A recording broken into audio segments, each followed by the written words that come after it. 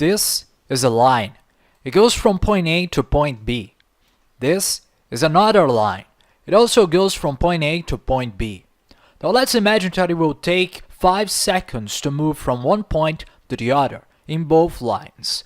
But imagine then that in the second line there is something like a planet, a black hole, or just some huge amount of mass on its side.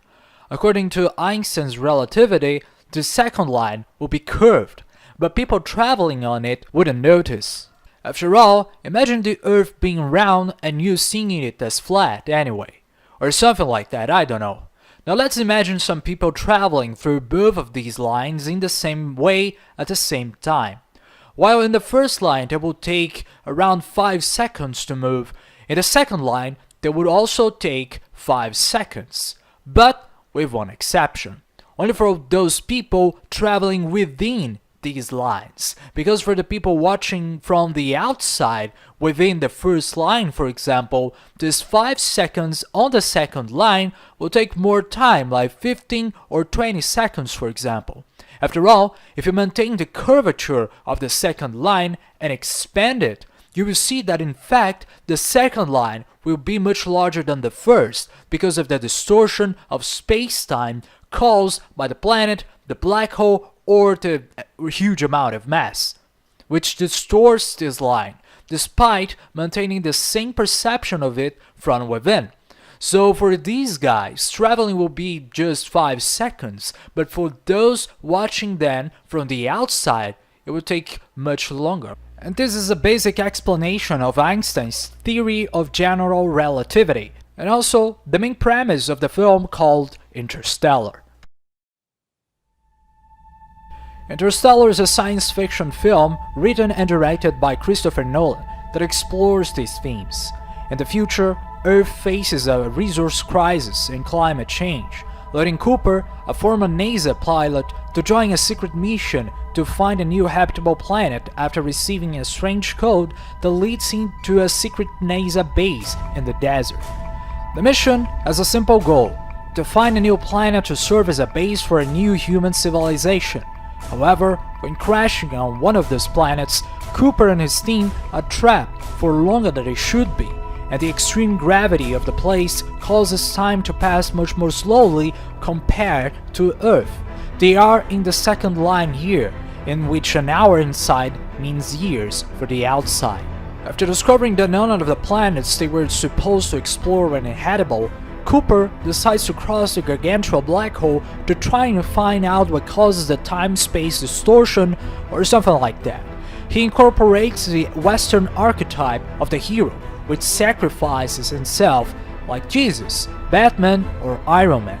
But then he's transported to a tesseract, a 5-dimensional dimension where time is visible as a physical space, and uses this experience to communicate messages from the future to his daughter, Murphy, which is named after the Murphy's Law, which says if anything has to happen, it will happen. So Cooper sends her a message to solve an equation, which was sent to him from the future so that humanity could generate artificial gravity and save all human life on Earth by leaving it and living in space.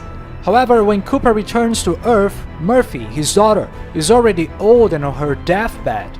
Cooper then says, "Fuck it, I'm leaving," and goes in search of Amelia, his mission colleague who is trapped on a distant planet while Cooper tried to enter the black hole, making this story another cliche like The Legend of Zelda, Mario, and Shrek, but a man who goes after the girl no matter what, making the strength of love the true strength which transcends and connects space-time. Now, if you're a physicist, you probably find all of this bullshit and try to explain the film's events using quantum mechanics.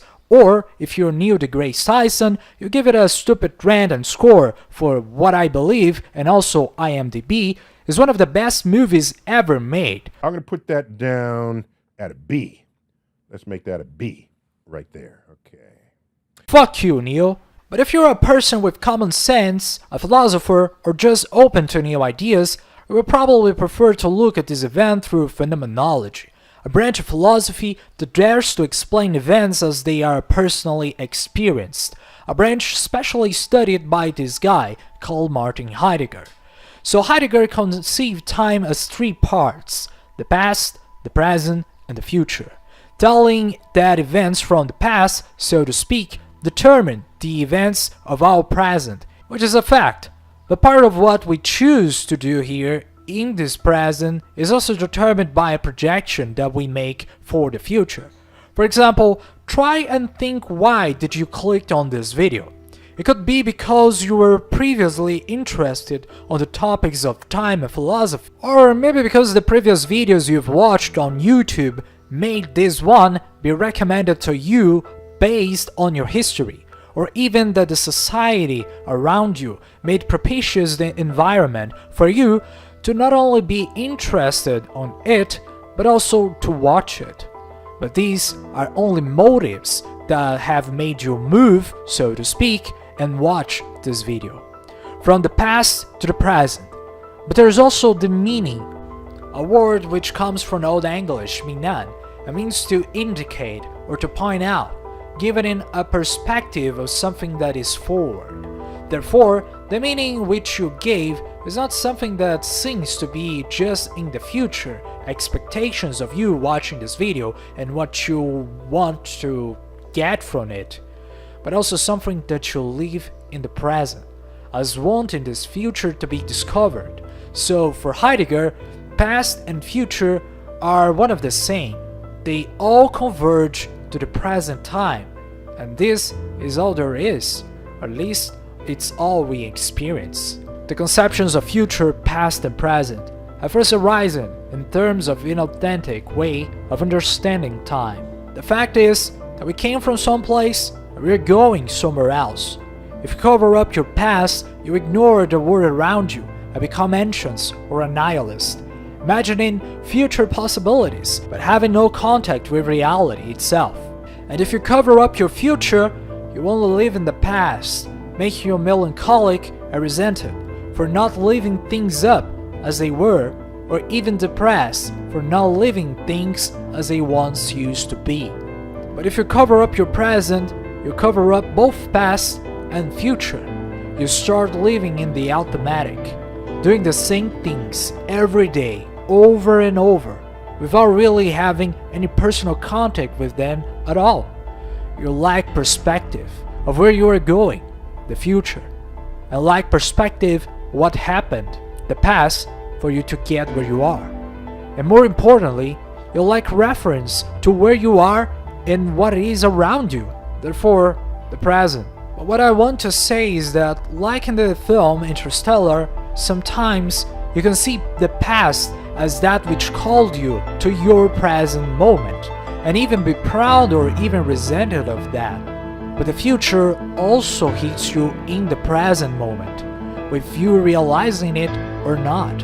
And the things that move you in life are not only the things that you were, but also all of those things that you can be and that you will be, things that you can become and cannot even imagine. All of them calling from a place that doesn't even exist yet in your current time, when the future becomes your present moment and the past just a tool for you to keep exploring. And then the past and the future all become one in this present moment, when you finally stop struggling and finally learn to listen to this language of the universe.